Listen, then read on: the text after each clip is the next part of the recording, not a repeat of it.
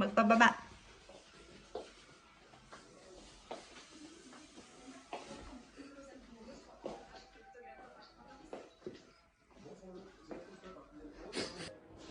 Good afternoon guys. So today is March 13, 2020.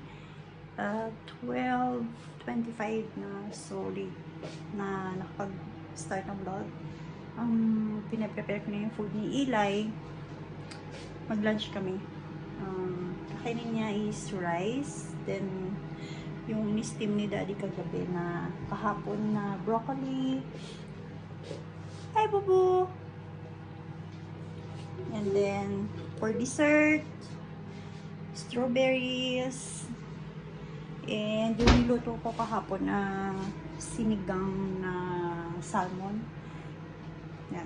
Hindi ko naman na natapos yung vlog kahapon kasi sumakit yung tiyan ko after ko magluto. So, there. Hi, Bubu! Say hi. Hi! Yeah. Wait, lunch na ha? Opo. So, yan. Ayusin ko lang yung food ni Eli. Then, ipapakita ko pala sa inyo, guys.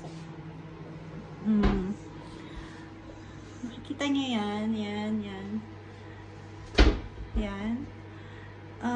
Daycare center yan. Dito sa likod ng bahay namin. So, hindi, kanina open siya, pero walang mga bata na dinala.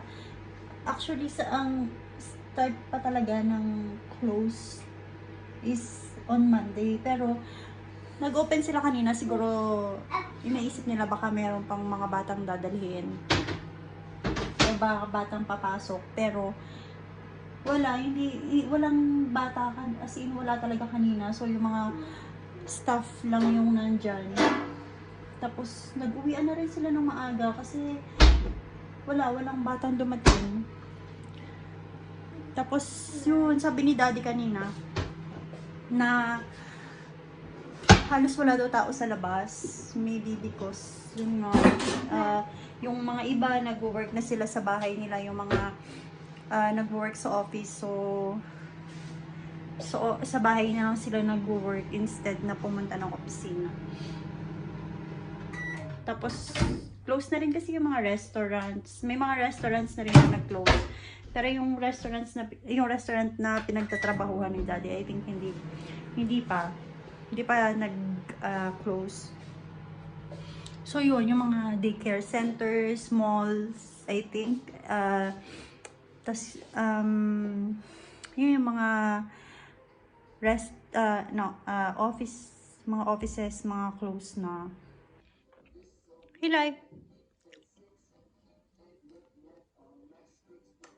malapit na matapos kumain si Eli. Ayan, konti na lang. Sinigang na salmon.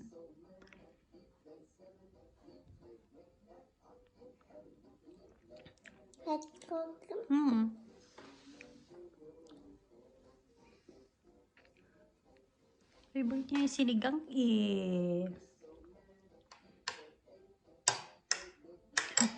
Ubus niya na yung strawberry. Ubus na. Wala na. No more. Very good.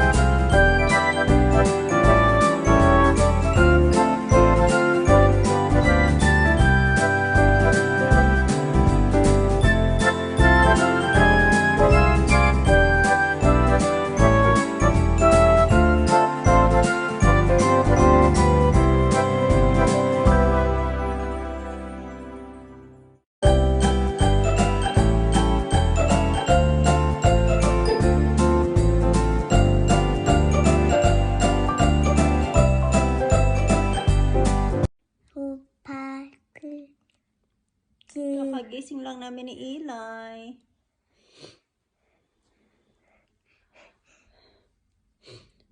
Well, actually, mga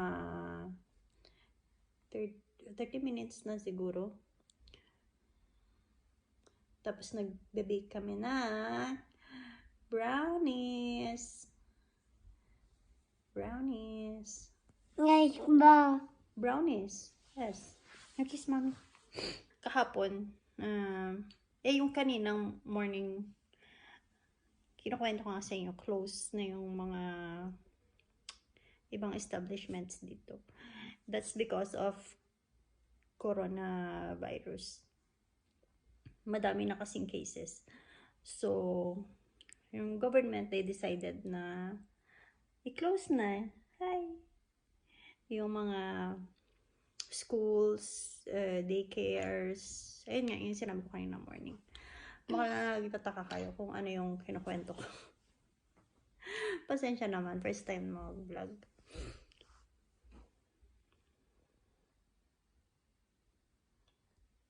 Hi! You say hi! Hi! Busy siya sa kanyang mga animals. What's this?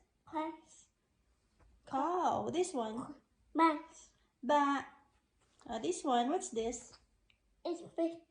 Pig. Very good. Ano sabi ng pig? Sabi ng pig. Ik. This one, what's this? What's this? Nana. Ha? Wala na? Ito pa oh. What's this? Oh, huwag ka maingay. What's this? This one. Nay. Oh, nay.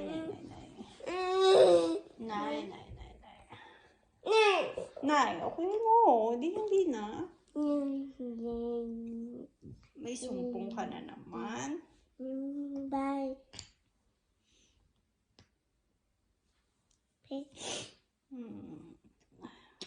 What's that?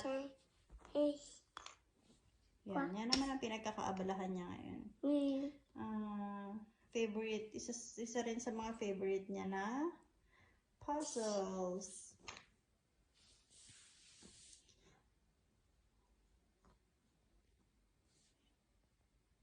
Hi.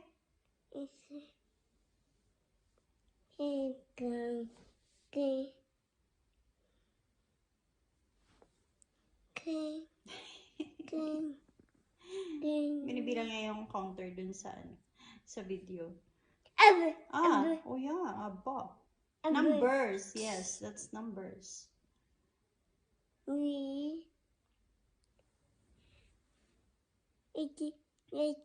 Sobrang araw.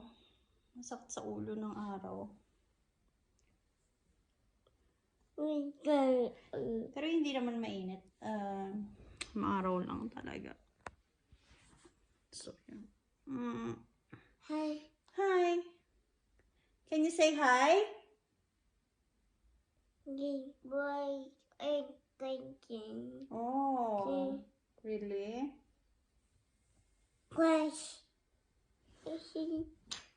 So, yun. Kulong sa bahay si Eli. Stay at home lang.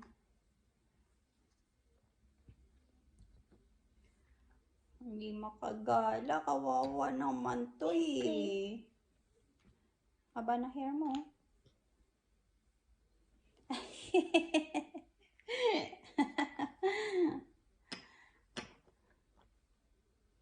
Kahapon, as in, wala namang balak mag-panic buying. Pero magpapanik ka kasi pagpasok mo dun sa grocery, ubos na yung mga ibang items, yung mga basic items na ginagamit ng mga tao for everyday. Like, milk, yun nga, wala kami nabiling milk. Yung bread, frozen pa, nilabas na nila. Then, basta ang dami. Tapos yung cereals ni Eli, 3 na lang siya. So, kinuha na lahat ni Daddy. Kasi, syempre, nakakapanik din pala pag ganun na makita mo wala nang mga items. Kahit wala ka namang balak hindi ka naman nagpa-panic buying, pero pag nakita mo wala nang laman yung almost yung grocery, yung mga, ang tawag doon, yung lagayan nila na uubos na, magpapanik ka pala talaga.